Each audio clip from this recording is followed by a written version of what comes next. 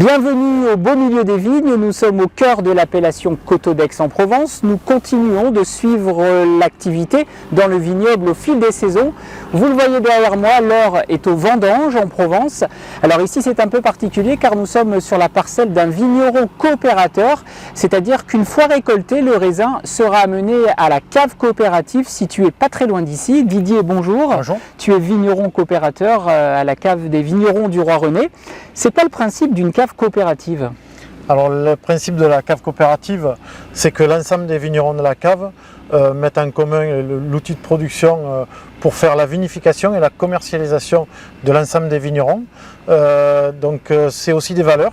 Les valeurs d'équité entre l'ensemble des coopérateurs et aussi le principe d'un homme, une voix, c'est-à-dire que l'on ait 100 hectares ou 1 hectare de vignes, on compte tous pour une voix à l'Assemblée générale.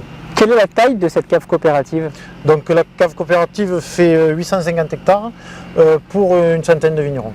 850 hectares, une centaine de vignerons, ça veut dire que les vendanges durent de longues semaines. Oui, pour vinifier, récolter la totalité des 55 000 hectolitres de production moyenne que l'on fait à Lambesc, il nous faut 4 à 5 semaines, c'est-à-dire que cette année nous avons commencé début septembre et nous allons finir sûrement la fin de la première semaine d'octobre.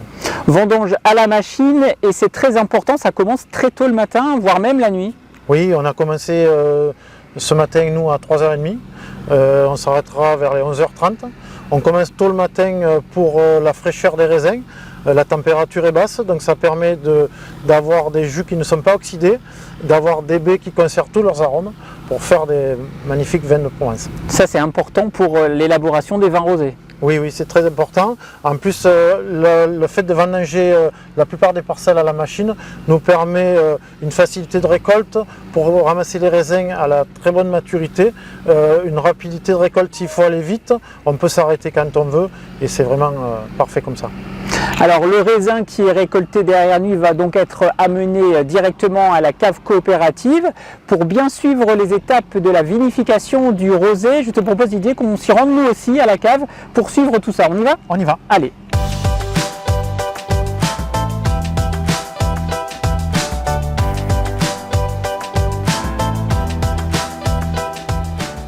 Nous sommes à présent devant le quai de réception des raisins. Alors ce qu'il faut comprendre, c'est qu'ici tout est très organisé. Les coopérateurs n'amènent pas leurs vendanges n'importe quand, Didier.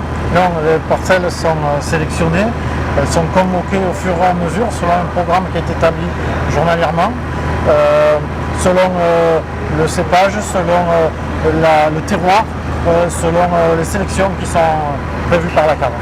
Alors une fois que le raisin est déposé ici, que se passe-t-il? Alors le raisin est emmené à l'intérieur de la cave par une vis sans fin. On va d'abord enlever la grappe, séparer la grappe du grain de raisin. On va prendre en photo toutes les graines de raisin qui arrivent pour faire la sélection, pour séparer les meilleurs et un peu moins beaux. On va peser les raisins, on va prendre le taux de sucre qui donnera le degré théorique du produit fini après. Et ensuite, on envoie les raisins vers les pressoirs.